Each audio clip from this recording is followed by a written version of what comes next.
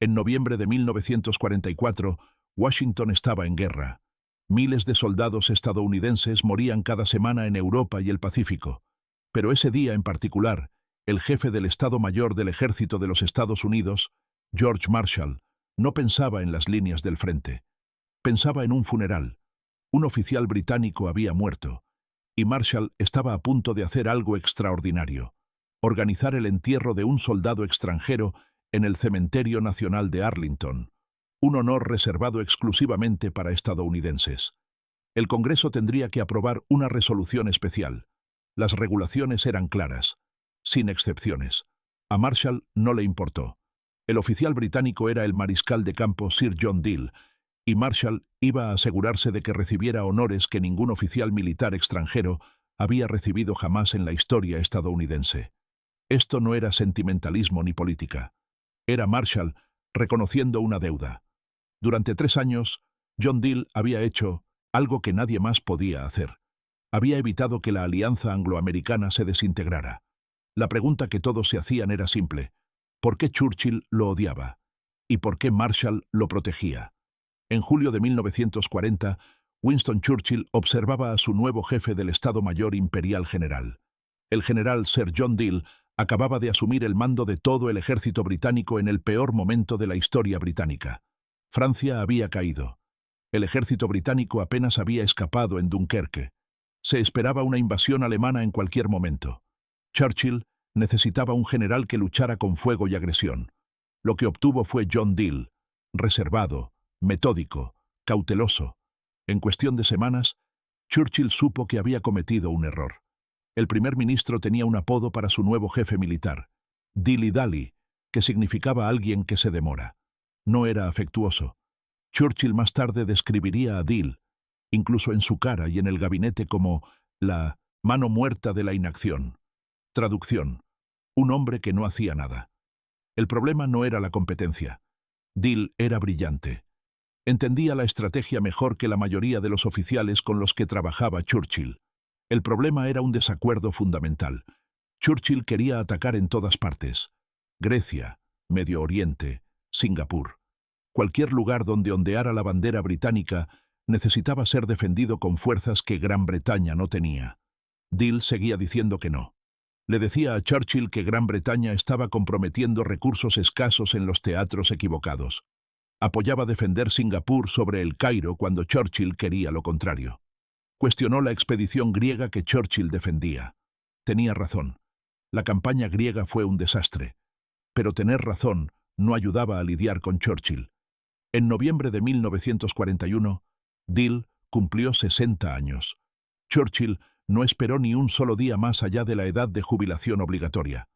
El 18 de noviembre, Dill recibió su bastón de mariscal de campo. Al día siguiente, Churchill anunció su retiro como jefe del Estado Mayor Imperial General. Churchill tenía un plan para Dill. Sería nombrado gobernador designado de Bombay, India.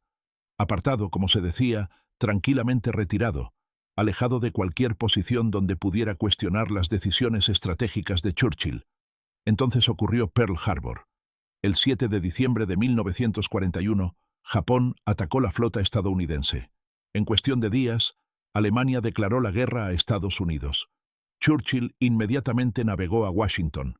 El problema era que el general Brooke, el nuevo jefe del Estado Mayor Imperial General, se quedó en Londres.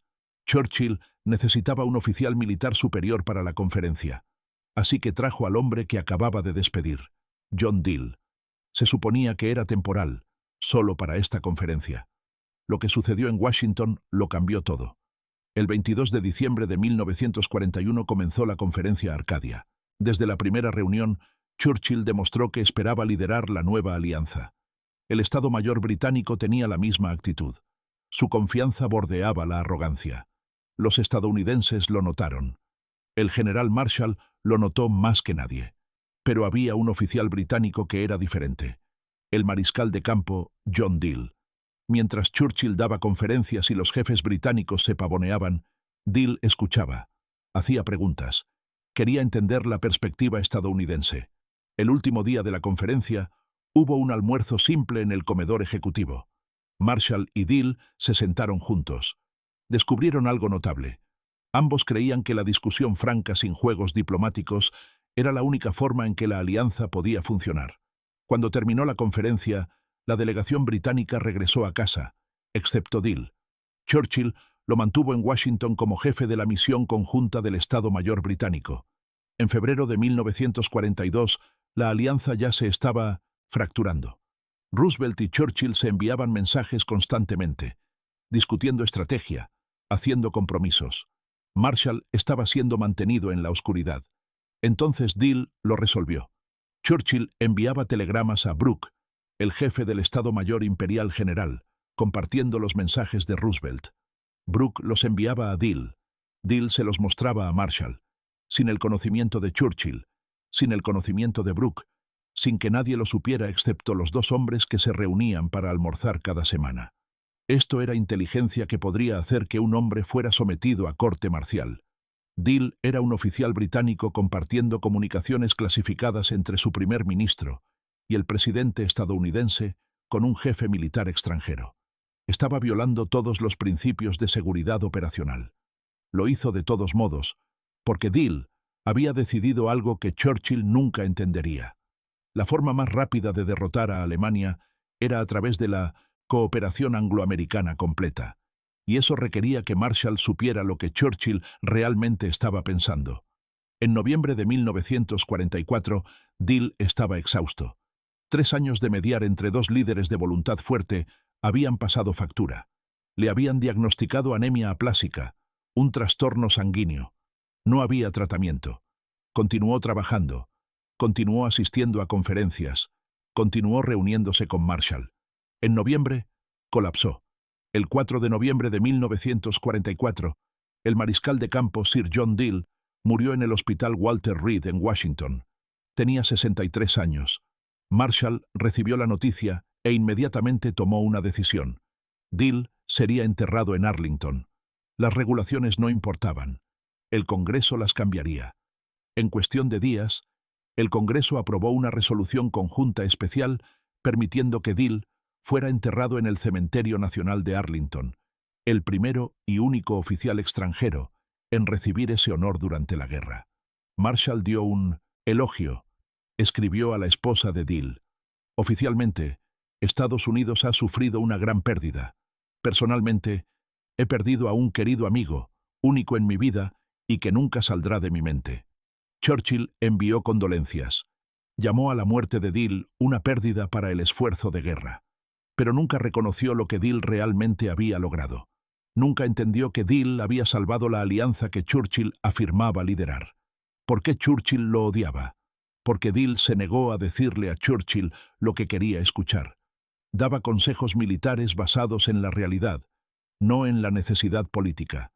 ¿Y por qué Marshall lo protegió? Porque Dill hizo algo más valioso que ganar batallas. Hizo posible que dos naciones con diferentes estrategias, diferentes prioridades y diferentes filosofías militares lucharan como una sola. Marshall entendió algo que Churchill nunca hizo. Las guerras no se ganan solo con generales que luchan brillantemente, sino con oficiales de Estado, mayor que hacen funcionar alianzas imposibles.